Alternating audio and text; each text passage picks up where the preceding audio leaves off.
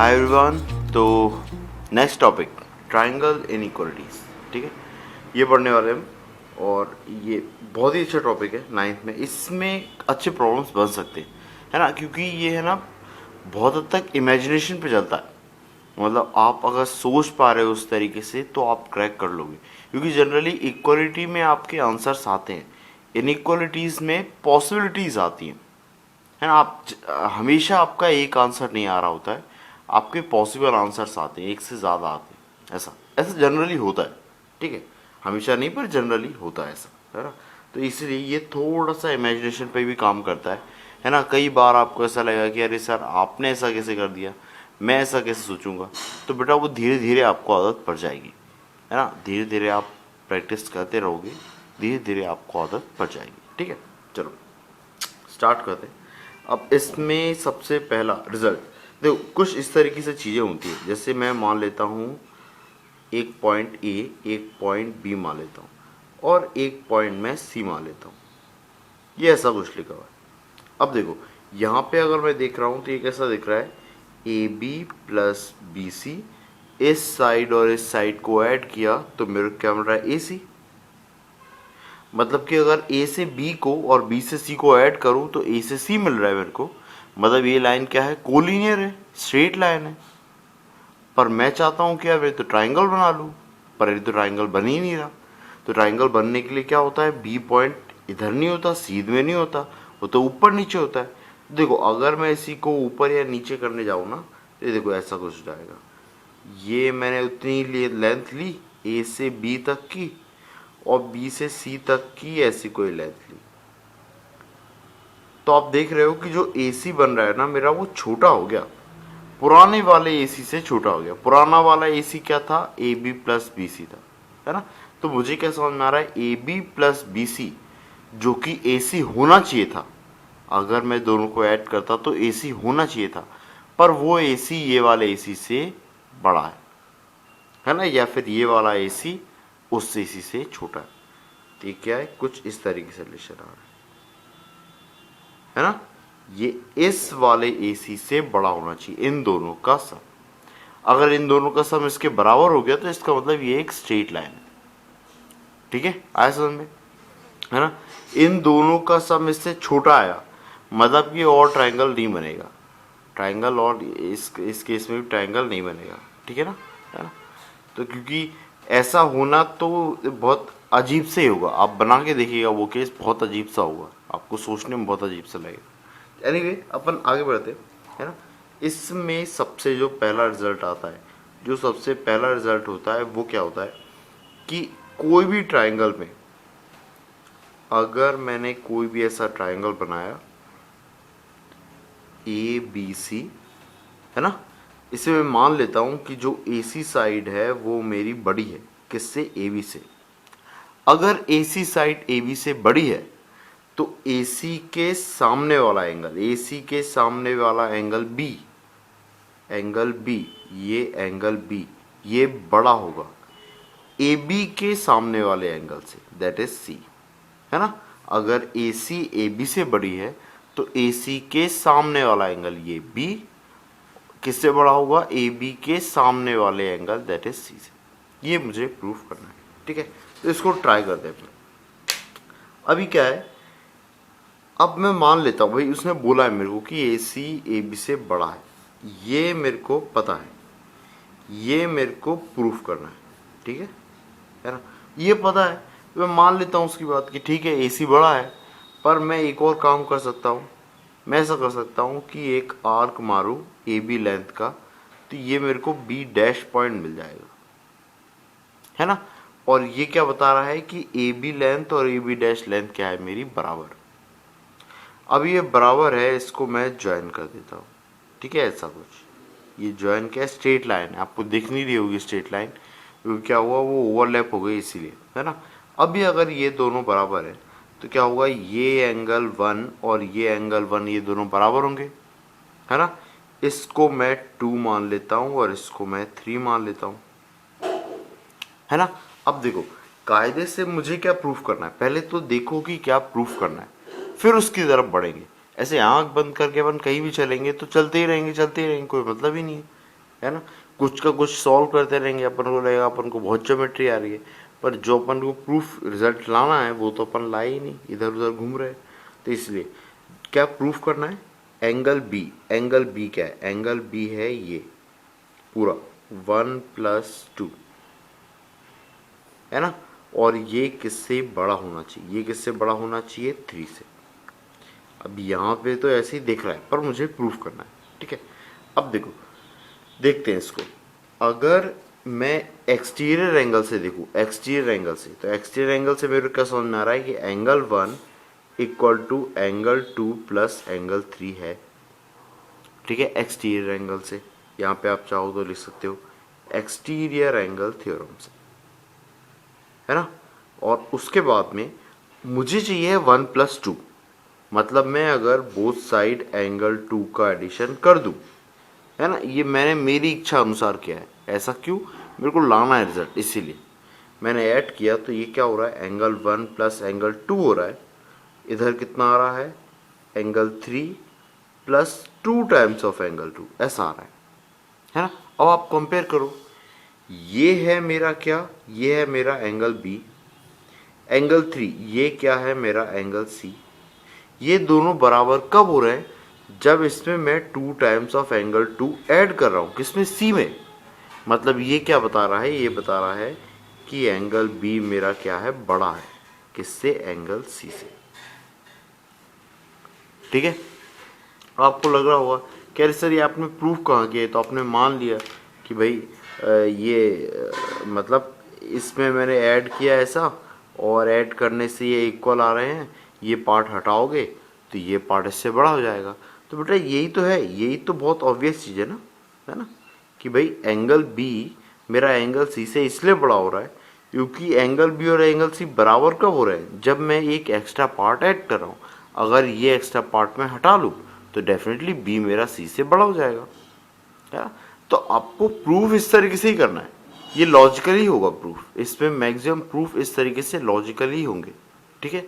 कि आप इस तरीके से एज्यूम करोगे, फिर इस तरीके के पार्ट हटाओगे, है ना, उससे आप कंपेयर कर पाओगे। कई बार आपको कंस्ट्रक्शन करना पड़ेगा, जैसा अभी किया है हमने, है ना, और कंस्ट्रक्शन से आप आगे जाओगे, है ना। बिल्कुल वैसा का वैसा आप डायग्राम से वैसे के वैसे कैलकुलेशन करके इनइक्वालिटी प्रूफ करना थोड़ा सा डिफिकल्ट होता है।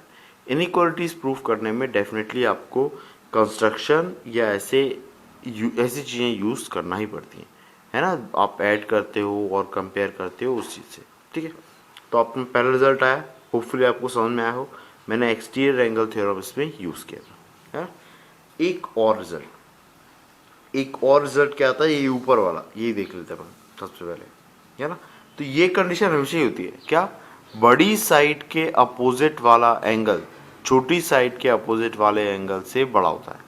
और एक और चीज़ आप याद रखोगे कि ये एक ही ट्राइंगल की बात होती है, ऐसा नहीं कि एक ट्राइंगल इस पेज पे बना है और कोई दूसरा ट्राइंगल आपने 4 पन्ने बाद बना रखा है, आप उससे जाके कंपेयर कर रहे हो। ऐसा कुछ नहीं करना है, ध्यान रखना, ना बगल वाले करना है, पड़ोसी पड़ोसी ऐसे करके ऐसा, और एक और ट्राइंगल ऐसा बना दिया आपने, तो आप इस ट्राइंगल की ये साइड और इस ट्राइंगल की ये साइड कंपेयर कर रहे हो, ऐसा कुछ नहीं होने वाला, ध्यान रखना। ये बातें घर की हैं और घर ही में रहेंगी। ये ट्राइंगल आपका घर है, इसके अंदर की बातें ही चल रही हैं बस, है ना। इसी के अंदर आप कंपेयर कर रहे हो, ठीक है। और पूरा पूरा, है ना, मैंने ऐसा कंपेयर नहीं किया कि एंगल 1 को एंगल 3 से, पूरा एंगल 1 प्लस एंगल 2 को कंपेयर किया है एंगल 3 से, ठीक है ना। ये ध्यान रखना, ऐसी गलतियां नहीं होना चाहिए, ठीक है। चलो, इसके बाद नेक्स्ट स्टेप का रिजल्ट क्या है, यही कि दो साइड का सम, कोई भी दो साइड का सम आपकी तीसरी साइड से बड़ा होगा, ठीक है। ये आपका डायग्राम है जैसे, तो ये लिखा है ए बी सी, तो कोई भी दो साइड का सम, मतलब आप क्या लिख सकते हो, A B plus B C greater than A C, है ना, A B plus A C greater than B C, और B C plus A C greater than A B, है ना। ऐसा कोई भी आप लिख सकते हो, और ऐसा कोई भी, मतलब ये तीनों केस आपके ट्रू होंगे, ठीक है।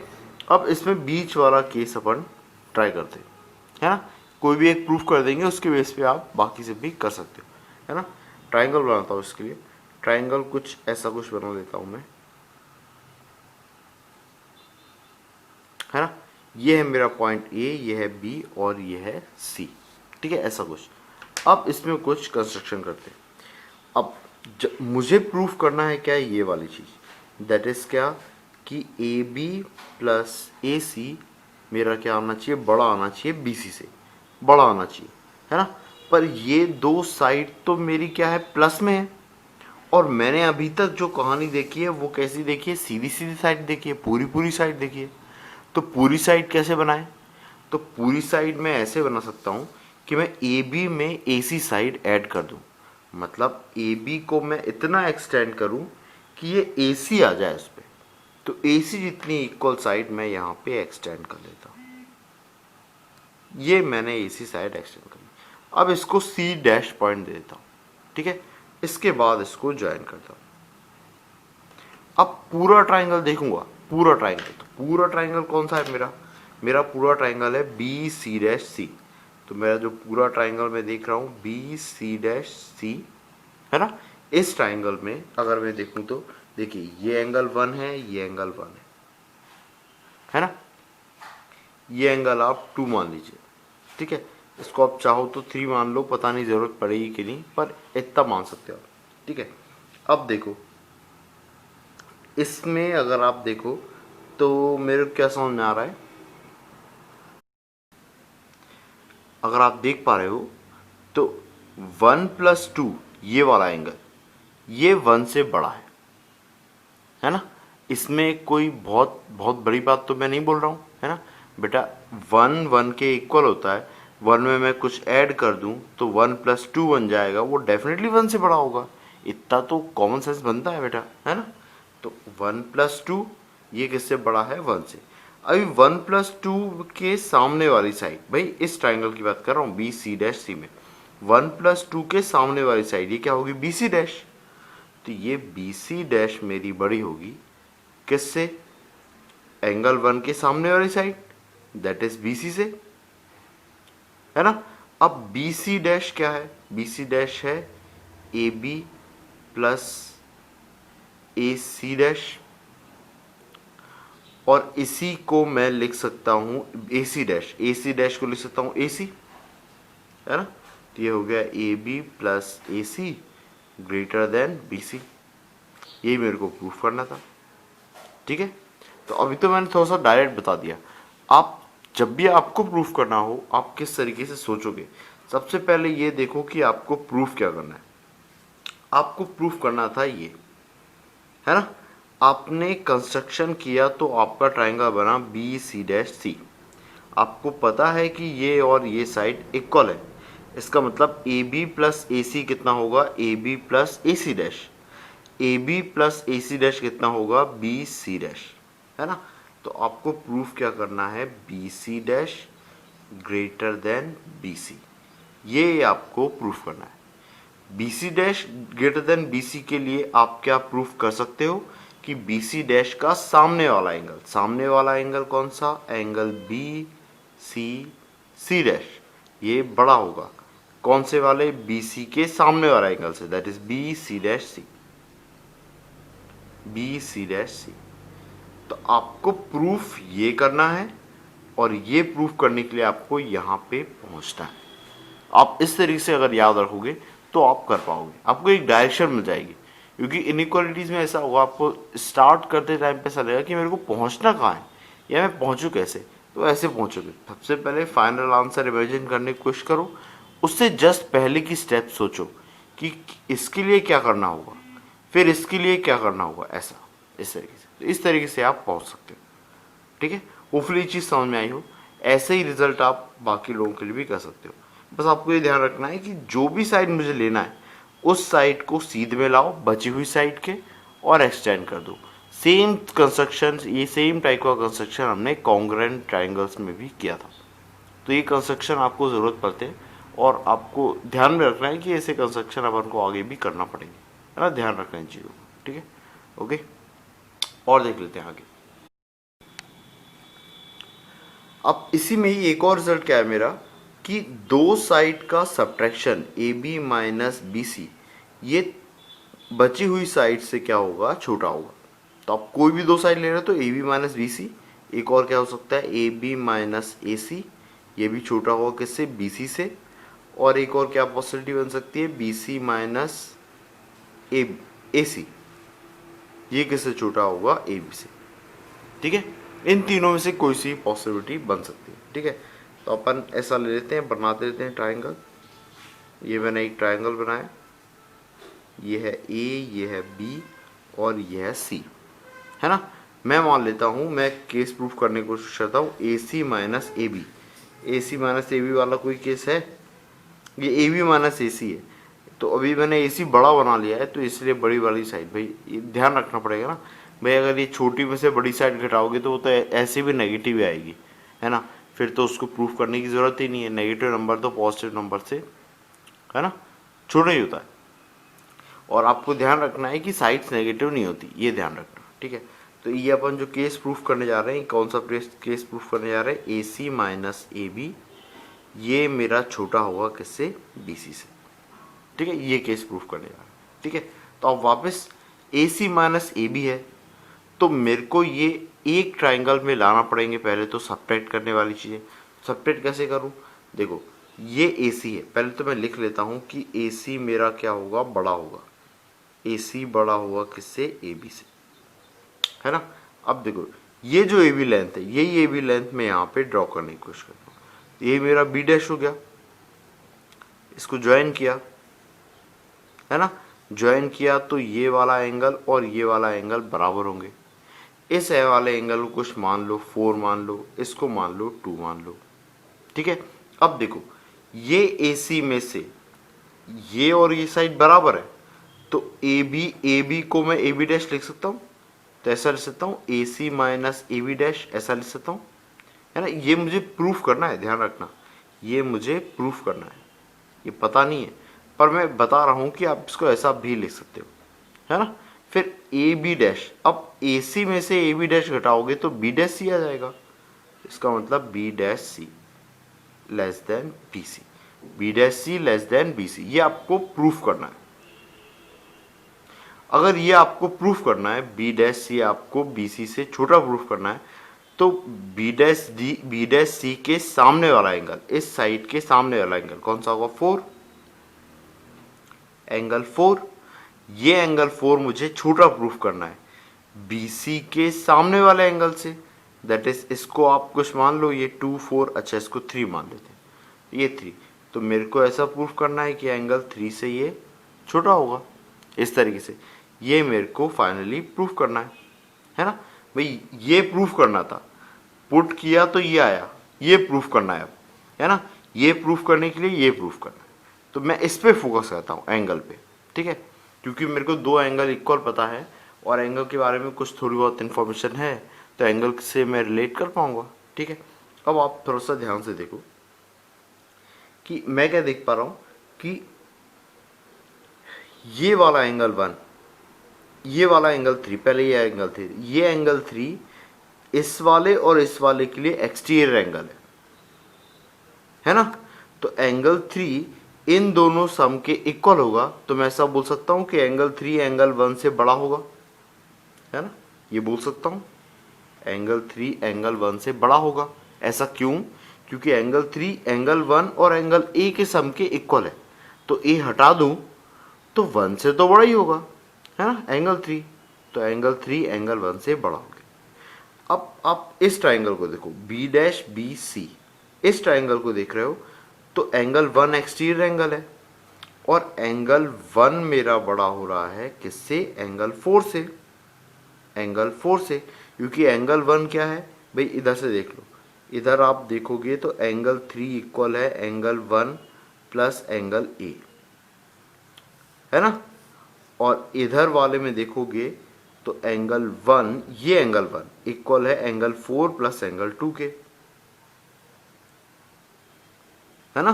तो इसका मतलब इसमें से एंगल ए हटाया तो एंगल 3 एंगल 1 से बड़ा होगा, और इसमें एंगल 1 में इसमें से एंगल 2 हटाया तो एंगल 1 एंगल 4 से बड़ा होगा।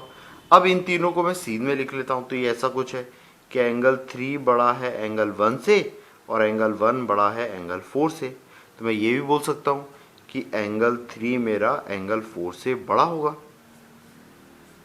यही तो मुझे लाना था, अब ध्यान दो, यही मुझे लाना था, है ना। एंगल 3 एंगल 4 से बड़ा होगा। अगर एंगल 3 एंगल 4 से बड़ा होगा तो BC B डैश C से बड़ा होगा, BC B डैश C से बड़ा होगा तो BC इन दोनों की सब्ट्रैक्शन से बड़ा होगा, जिसको मैं AC माइनस AB भी लिख सकता हूँ, है ना। ये मेरा प्रूफ हो गया। अब इसी को आप बाकी के लिए भी कर सकते हो उनके हिसाब से कंस्ट्रक्शन करके, ठीक है ना। आप बस ये सोचो कि कौन सी साइड में से कौन सी साइड घटा रहा हूँ, जौन सी साइड घटा रहा हूँ उसको मैं इक्वली इस साइड बना लेता हूँ और फिर बची हुई साइड को कंपेयर करता हूँ थर्ड साइड से, ठीक है। इस तरीके से आप प्रूफ कर सकते हो, ठीक है। ये कुछ जनरल प्रूफ थे, ठीक है। इसके बाद भी हैं कुछ प्रूफ, ठीक है, वो अपन नेक्स्ट लेक्चर में देखेंगे, ठीक है। ओके, तब तक के लिए जय हिंद।